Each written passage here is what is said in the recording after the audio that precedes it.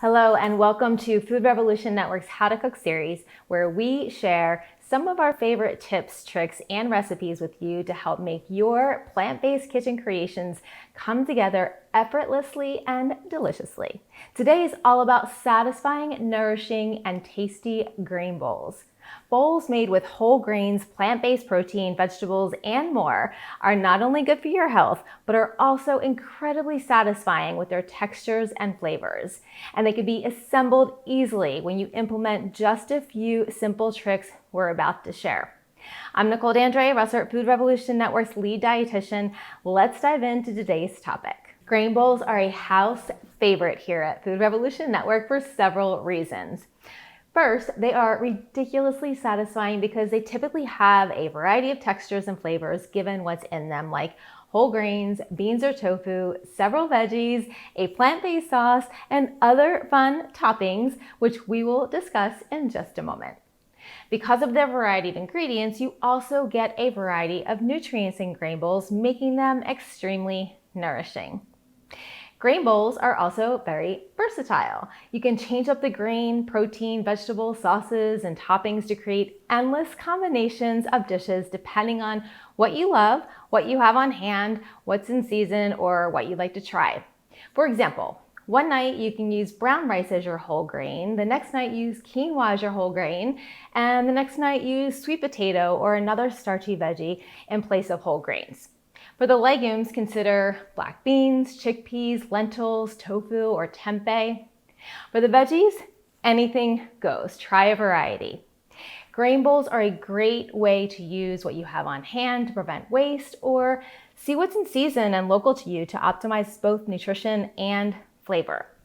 You can also rotate a variety of your favorite plant-based sauces to make a different grain bowl every single night of the week. Grain bowls are also fun to create, and they are visually appealing with their array of colors from all of the plant-based ingredients.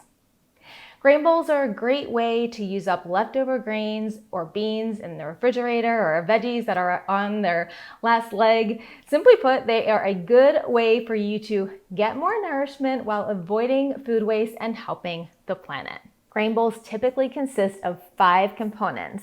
First, you'll start with a whole grain like brown rice, buckwheat, farro, or quinoa. Or in place of a whole grain, you can use a starchy vegetable like sweet potato or purple potatoes. Second, you'll add a plant-based protein like beans, peas, lentils, tofu, tempeh, nuts or seeds.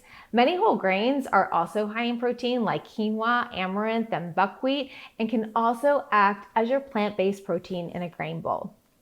Third, you'll add a variety of vegetables. Now, there's no hard rule for this, but I typically recommend at least 3 vegetables for a variety of textures, flavors, and nutrients. It could be anything in your fridge, veggies in season, or new veggies you'd like to try. And they can be cooked, raw, or a combination of the two. Fourth, you'll want to add a plant-based sauce or dressing. We are going to talk more about this in just a bit. Fifth, add some fun toppings like crunchy nuts and seeds, earthy herbs, vibrant spices, spicy kimchi, or sweet microgreens to add even more flavor and fun textures. With all of these components, you will end up with pops of flavor and lots of colors, indicating that you have a boatload of nutrients in your bowl. If there is anything that can transform a meal from just okay to wow, it is a delicious plant-based sauce. Homemade plant-based sauces can be simple to make and taste out of this world with just a few simple ingredients and easy steps. Even if you don't love to be in the kitchen, you might find that making plant-based sauces takes minimal effort in exchange for tons of flavor, satisfying texture, and lots of nutrition. Here are some reasons keeping 1 or 2 sauces on hand for the week is a great idea. First, they typically take less than 10 minutes and require no cooking. Next, they require minimal kitchen tools, typically just a whisk in a bowl or a blender. Next, they can elevate the flavor of almost any dish, from tacos to veggie burgers to noodles. They also add more nutrition, including fiber, phytonutrients, vitamins, and minerals when you use whole plant-based food ingredients to make the sauce. They can evolve into dressing simply by adding just a few tablespoons of water for a thinner consistency. Finally, you can make a delicious plant-based meal in minutes when sauces are on hand. So for inspiration and some sauce recipes, visit foodrevolution.org and type sauces in the search bar.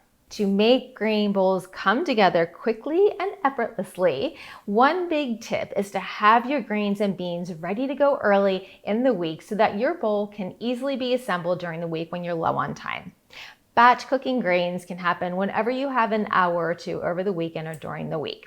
You can batch cook brown rice or black rice, quinoa, or even make several sweet potatoes that can later be cut into cubes and served in a grain bowl as your base.